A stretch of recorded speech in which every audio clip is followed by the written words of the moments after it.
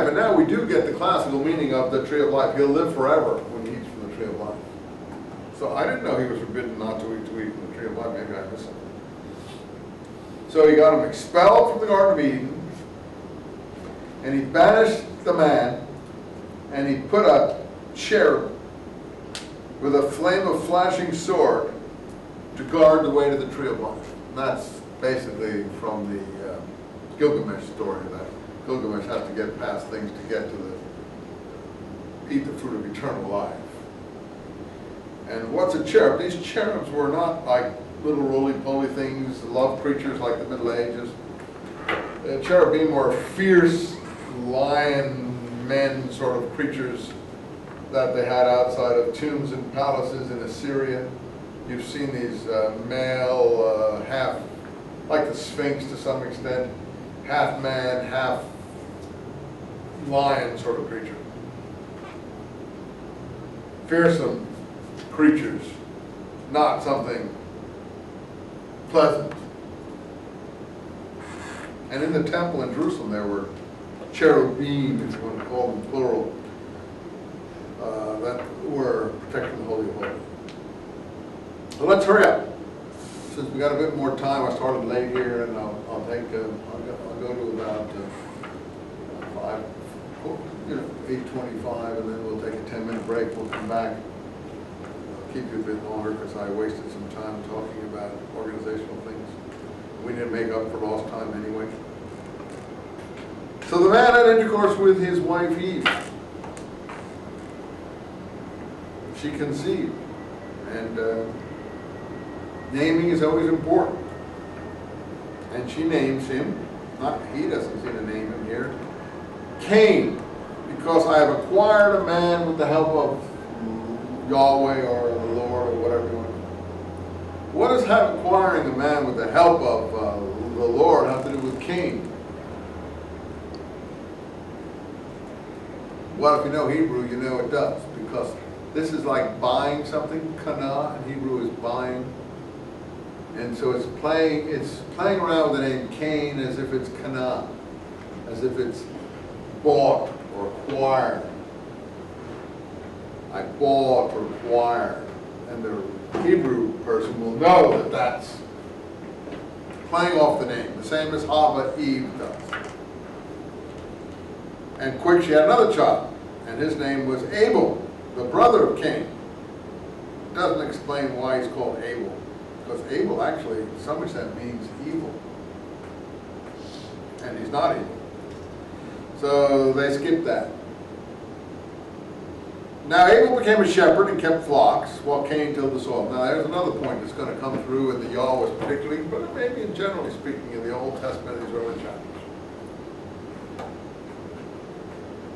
God, and that's strange because we just had a cultivating person reflected in the condemnations of the story of Adam and Eve. God likes hunter-gatherer, shepherd people. He likes their offerings better. He doesn't like gruel, grain, cereal, stuff like that. For him, that's more cheesy. He likes, as you'll find, as I think Adam is shown to want here, you see. Cain is the tiller of the soil, but Adam prefers Abel, so does God later on, as we'll see in lots of instances. And if you remember, Isaac likes Esau, or Jacob, I forget the flocks, we'll get into that. But in this instance, once again, well, it's first instance, but we'll see other instances of it.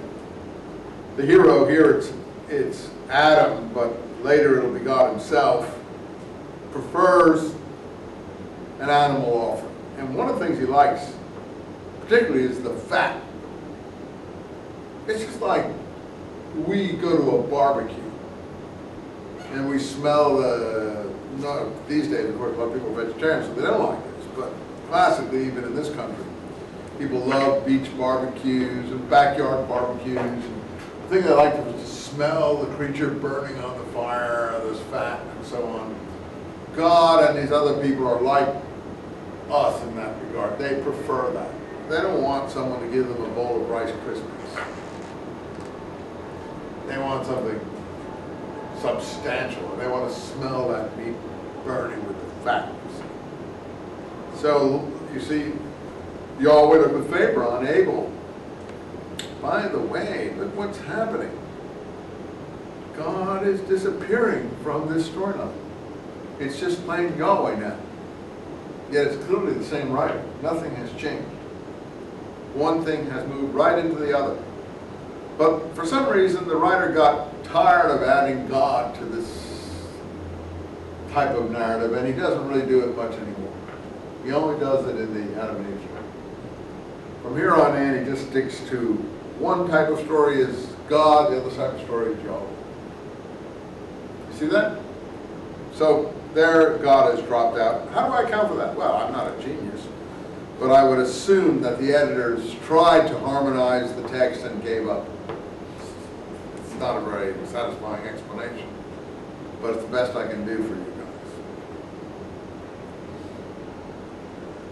guys. Okay, so the Lord, and it is God here, prefers Abel's offering. Why? Just because he likes the smell of the fat and he prefers shepherd, hunter, gatherer offerings. Not gatherer, hunter. He likes beasts. And the Lord said to Cain, why are you so upset? And Cain said,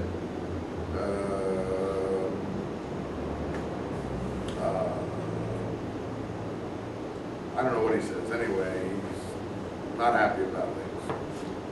But so Cain plots. And you know, I'll get you in a minute. Let me finish one idea. Even in the open range movies and things like that you got on TV these days and stuff like that, and classical westerns, you always had the homesteaders fighting the herders, the cattlemen.